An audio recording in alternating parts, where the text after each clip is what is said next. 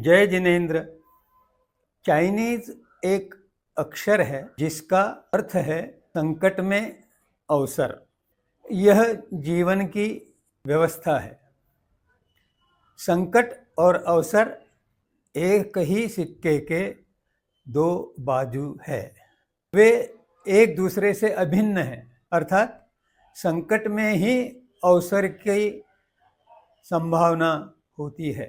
जैन दर्शन के संबंध में जो अभी व्यवस्था है विश्व में, उसे देखते हुए पता चलता है कि सारा विश्व, विशेषतः विश्व के प्रगत देश, अब जैन दर्शन की और विश्व की सभी समस्याओं का समाधान का स्रोत रूप में देख रहे हैं। ऐसा क्यों हुआ, ये समझना भी बड़ा रोचक है।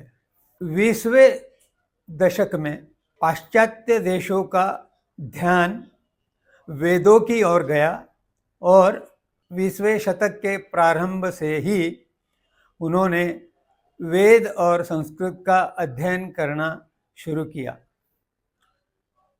उससे उनको ये लाभ हुआ कि विश्व की निर्मिति का सिद्धांत वे बना सके, क्योंकि मांडुक्य उपनिषद में यही सिद्धांत दिया हुआ है।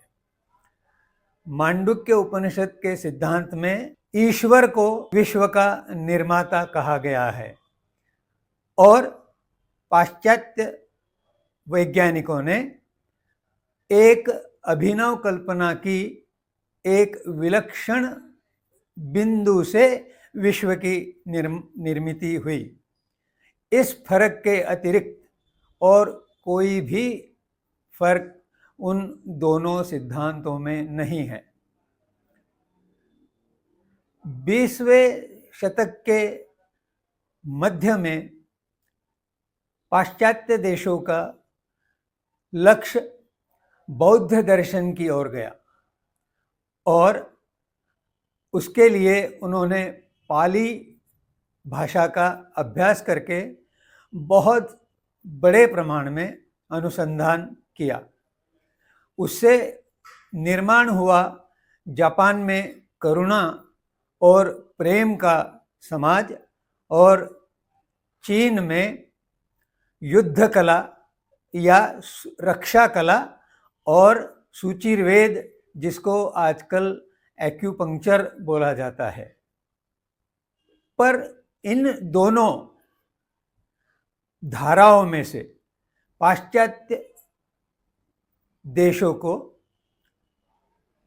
सामाजिक या राष्ट्रीय उन्नति का कोई धागा नहीं मिला। 20वें शतक के प्रारंभ में ही जैन दर्शन और अर्धमागधी भाषा का अध्ययन जर्मनी में प्रारंभ हुआ था। प्राध्यापक हेरमन याकोबी ने जैन दर्शन के 2 आगमों का जर्मन में रूपांतरण करके उसके पश्चात अंग्रेजी में 2 आगमों का भाषांतर हुआ। परंतु जितने वेदों के संदर्भ में और बौद्ध दर्शन के संदर्भ में पाश्चात्य लोगों ने अभ्यास किया, उतना जैन दर्शन की ओर उनकी रुचि नहीं हुई। पर जैन दर्शन के महत्वपूर्ण स्थिति के कारण इतालवी प्राध्यापक लुइगो पियो टेसीतोरी ने 1917 में यह विधान किया कि जैसे जैसे विज्ञान की सिद्धांतों में प्रगति होगी, वैसे वैसे जैन दर्शन के सिद्धांत प्रमाणित हो जाएंगे। और संयोग से ऐसा हुआ कि 1927 में प्राध्यापक डॉक्टर जगदीश चंद्र बसु ने यह प्रमाणित किया कि वनस्पति में प्राण होते हैं। यह जैन दर्शन का बहुत प्राचीन सिद्धांत है। अतः प्रथम प्रमाण के रूप में प्राध्यापक एलपी तेसित तोरी के कथन का सिद्ध होना बहुत बड़ी बात थी। जब पाश्चात्य लोगों ने देखा कि वेदों और बौद्ध दर्शन से हमें और कुछ मानसिक और मनोवैज्ञानिक विकास की कोई साधन नहीं मिली है, तो उन्होंने जैन दर्शन की ओर आस्था बढ़ाना प्रारंभ किया। अब ये पता कैसे चला?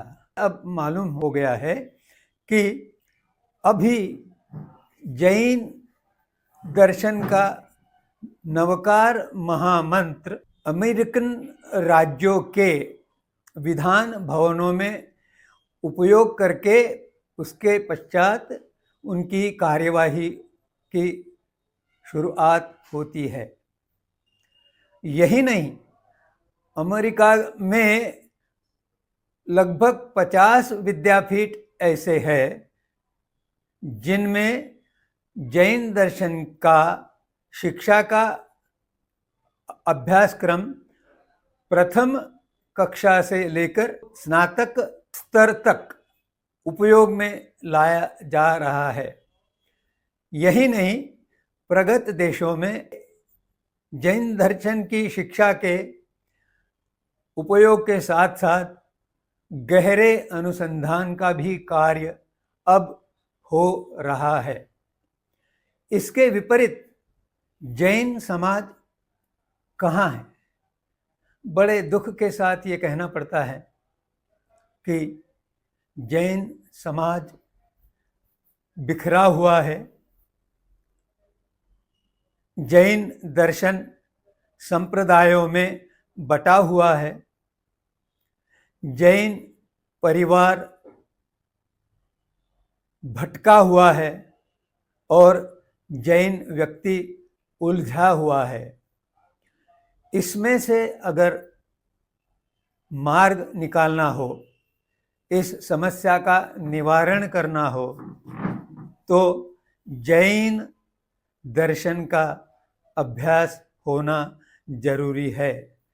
इसके लिए मैंने इस वाहिनी का, जिसका नाम है जैन आत्मा, इसका प्रारंभ करने का निर्णय लिया। पर क्या इसे बताने की मेरी योग्यता है? यह अगले वीडियो में बताऊंगा।